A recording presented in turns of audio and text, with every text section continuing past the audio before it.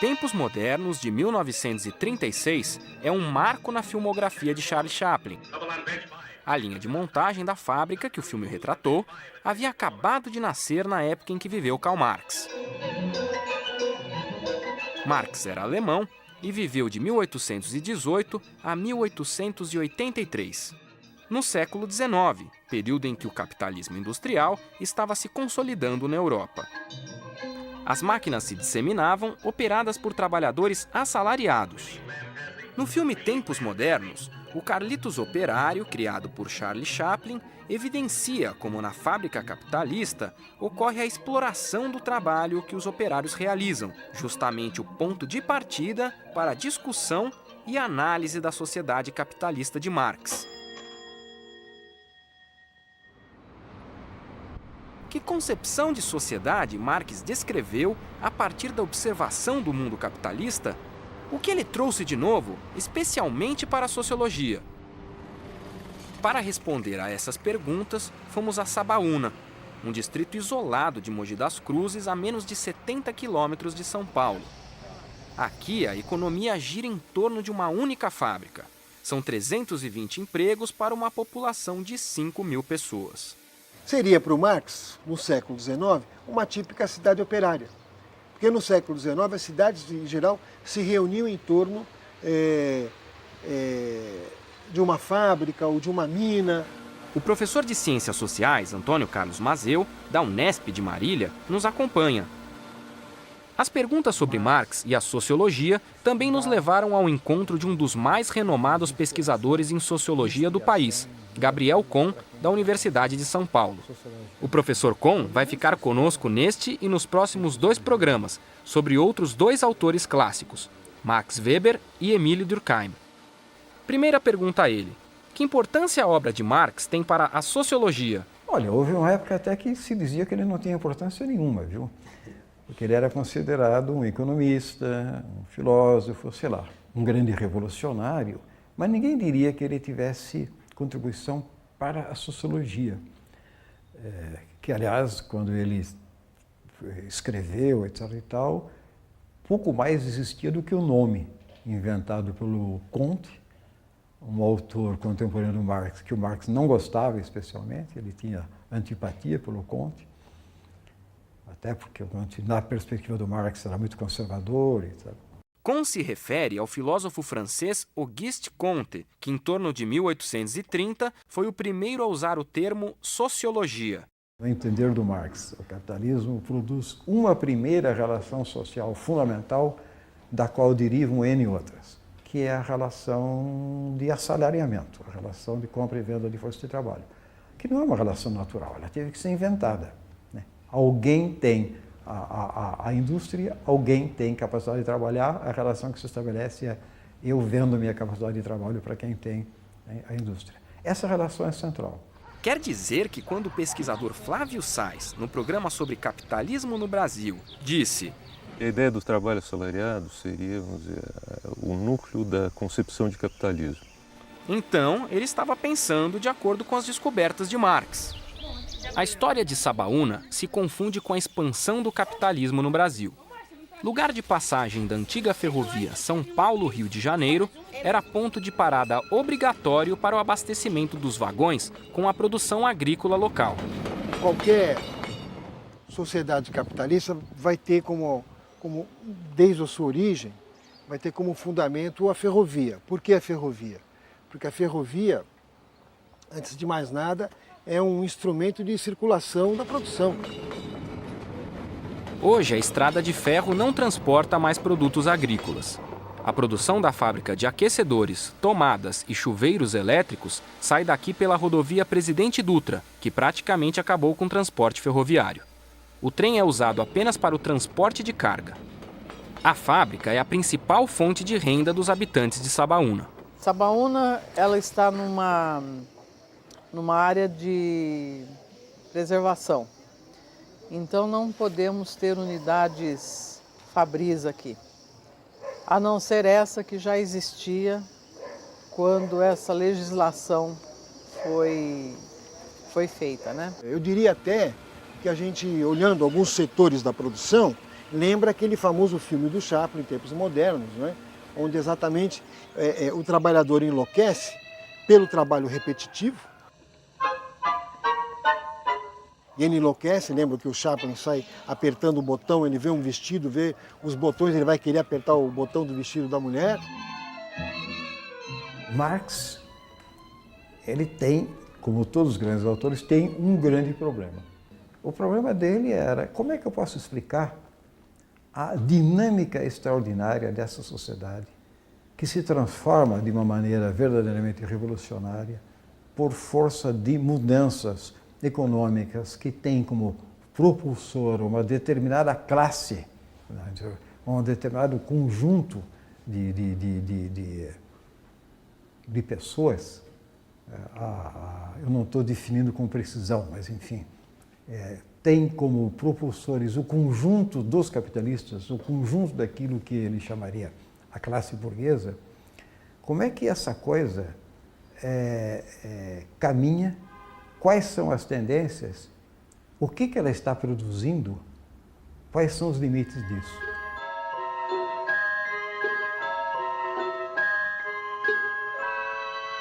No capitalismo, o trabalho é livre. Né? O trabalhador vende a sua força de trabalho e o empresário capitalista compra a força de trabalho. É uma sociedade baseada na propriedade privada dos meios de produção e é uma sociedade fundamentalmente organizada em função da produção de mercadorias. Então, obviamente, isso implica numa necessidade de um trabalho livre e de um trabalho transformado em mercadoria.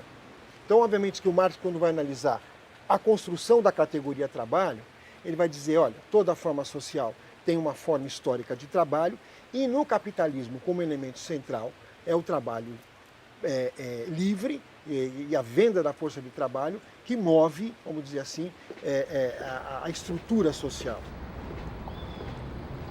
O comprador da força de trabalho consome-a, fazendo o vendedor dela trabalhar.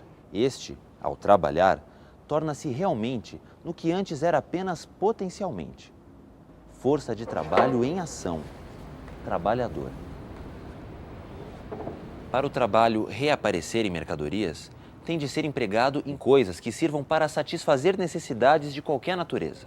Por isso, temos inicialmente de considerar o processo de trabalho a parte de qualquer estrutura social determinada. O que acontece no capitalismo? Primeiro, o trabalhador não tem mais os meios de produção, ou seja, não tem os instrumentos de produção. O trabalhador vende só sua força de trabalho. Então, eu quero trabalhar. Pois não, o que o senhor sabe fazer? Eu sou marceneiro. Eu não tenho a madeira, eu não tenho o machado, eu não tenho a serra, eu não tenho a plaina, não tenho nada.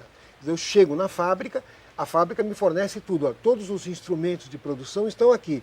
Você vai pegar a sua capacidade de trabalho, vai utilizar os meus instrumentos e vai produzir. Isso que são os meios de produção.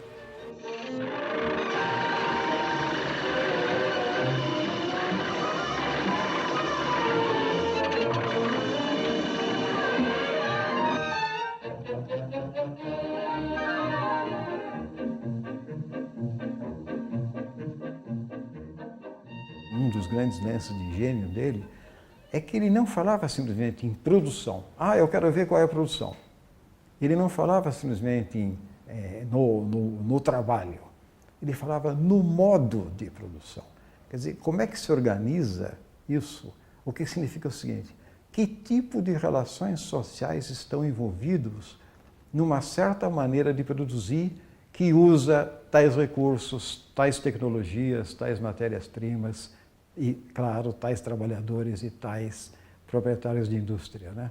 Porque é o homem que está o tempo todo em busca das relações sociais, não necessariamente daquelas que você vê à tua volta, mas daquelas que estão escondidas por trás do modo como se apresentam as coisas na sociedade em que nós vivemos, né? Era esse o grande argumento dele. Quer dizer, não fique olhando só para as relações que você vê às tuas voltas. Procure aquelas que estão escondidas. Porque se você descobrir as que estão escondidas, você vai entender melhor as que você vê à tua volta. Ele é o mais visceralmente sociológico dos grandes clássicos. Por isso, a análise de Marx do capitalismo vira uma análise da sociedade capitalista. Então veja qual é a lógica. Se o trabalho é a essência humana, se o homem é produto do seu trabalho, Quando o ser humano que vai numa fábrica e vende a sua força de trabalho e tem expropriado uma parte dessa força de trabalho, que não lhe é paga, o Marx vai chamar isto é uma alienação do trabalho humano. Então, uma parte do seu trabalho está alienada. Por quê? Porque quando a gente pensa no trabalho humano, nós pensamos no resultado do trabalho. Então, você imagina, isso o Marx vai chamar de processo de produção de mais-valia. Tentando exemplificar. Se eu faço um contrato com um capitalista, olha, eu vou trabalhar 8 horas por dia e vou receber R$10. Nessas 8 horas por dia, em 4 horas de trabalho, eu já paguei meus R$10, qual eu recebo. Aí eu trabalho mais 4 horas, que são mais R$10 que eu estou produzindo. Só que esses mais R$10 não vêm para mim, vão para o capitalista. O Marx vai dizer o seguinte, isto é uma expropriação do trabalho humano, e essa expropriação do trabalho humano eu vou chamar de mais-valor, ou mais-valia. O que o capitalismo está produzindo? O capitalismo é uma criação histórica de uma determinada classe social. A burguesia proprietária dos meios de produção. Ela tem que se relacionar com quem efetivamente produza. Ao se relacionar e colocar esse pessoal nas empresas, nas fábricas e tal, ela é obrigada a trazer para perto e organizar, de alguma maneira, esse conjunto que estava disperso por aí de trabalhadores diretos na produção. Resultado, o capitalismo produz, além de produtos materiais, além de mercadorias, produz uma nova configuração social. Para começo de conversa, uma nova classe. Ele sugere que, se o capitalismo gera uma nova classe que pode se orientar, combinar, organizar seus interesses de uma maneira que não tem compromisso algum com a manutenção da ordem capitalista, então, na cabeça dele, isso significa o seguinte, inexoravelmente, em algum momento, essa nova classe vai fazer valer a sua capacidade e os seus interesses. E vai gerar um outro tipo de sociedade. Marx, sem dúvida, apostava nesse outro tipo, uma sociedade tipo socialista, que você não tivesse mais compra e venda de força de trabalho, não tivesse mais apropriação privada do trabalho, e na cabeça dele, tendencialmente, não teria nem mais o Estado como grande órgão coordenador da sociedade. O socialismo seria a realização inteira da ideia de sociedade, que significaria, no caso, associação livre de homens livres, não sujeitos a qualquer tipo de dominação externa. Isso seria, na cabeça de um autor como Marx, a realização plena da sociedade. Esse é o modelo, digamos, ideal que ele tinha na cabeça. Ele achava que havia condições históricas para, claro que num processo bastante longo, chegar a isso. Dessa análise de Marx, nasceram no século XX as correntes de pensamento chamadas marxistas, que dizem lutar pela criação de uma sociedade em que homens não explorem outros homens. Em 1917, a Revolução Russa, baseada no marxismo, buscou colocá-las em prática. Juntaram-se à União Soviética países do leste europeu que, em 1945, depois da Segunda Guerra Mundial, passaram a ser chamados de Cortina de Ferro. Metade da Alemanha de Marx fez parte da Cortina de Ferro. A queda do Muro de Berlim, em 1989, simbolizou o fim da União Soviética, 72 anos depois de sua criação. A primeira tentativa histórica de realizar aquilo que real supostamente era o propósito do Marx não funcionou. Na realidade, foi efêmera, em termos históricos, foi uma coisa minúscula. 70 anos não é nada para a história. Foi uma espécie de espirro dentro da história. Eu não estou, com isso, desqualificando, é claro, eu estou me referindo, sem dúvida, à Revolução Soviética. Não estou desqualificando como fenômeno histórico, é importantíssimo, tem marcas gigantescas no século XX, e não só negativas, certamente não só negativas, muitas positivas, mas tem que considerar isso. Quer dizer, não é por um ato revolucionário assim, meio voluntarista que você muda esse negócio. Então temos que considerar que o capitalismo está aí, está firme, e não há, a não ser que você tenha uma concepção totalmente catastrófica, não há muita perspectiva de uma mudança no curto prazo e nem seria desejável. Nessa sociedade capitalista analisada por Marx, a educação tem um papel decisivo. A primeira criança que nós trabalhamos, quem foi? Ele não tem, pessoalmente, uma reflexão sistemática sobre educação. Mas a tendência maior do Marx e dos seus seguidores é de desenvolver uma visão crítica sobre os limites da educação na sociedade contemporânea, que, no entender deles, estaria demasiado voltada para a reprodução das condições já dadas de vida social e não suficientemente voltada para criar indivíduos capazes exatamente de ir além, de transcender isso, né? E o que Marx pensaria do mundo de hoje? Olha, o Marx ficaria espantado por dois motivos, segundo a minha avaliação. Primeiro, ele diria o seguinte: tudo aquilo que eu avaliei, que eu analisei, está acontecendo, né? A mercadoria se transformou, não é mais um fetiche, mas é uma reificação. O mundo vive uma reificação. Todas as relações sociais se mercantilizaram, não é? Imagina o Marx caminhando pela Avenida Paulista e olhando as revistas de mulheres nuas, ele iria dizer: está aí o ser humano que virou mercadoria de vez, se vende pessoas nas ruas, não é? Ele diria que a mais-valia se realiza hoje de uma forma brutal, de que há uma concentração, de que houve aquilo que ele dizia que era uma tendência, aconteceu, a fusão do capital financeiro com o capital industrial, que é o capital monopolista do mundo contemporâneo, não é?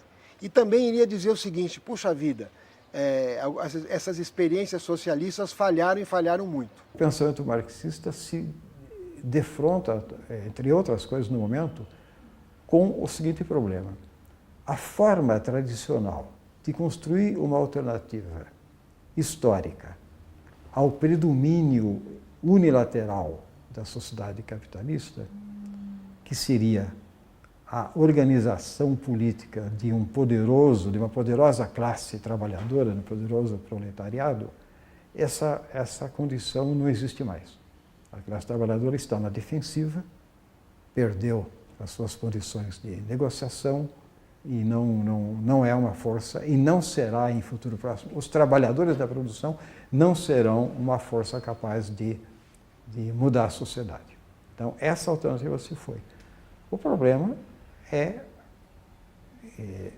qual é historicamente a alternativa possível e como é que ela pode se organizar. A partir de que indicações, por que modos, nacionalmente, internacionalmente, localmente, em nome de que bandeiras e por aí vai.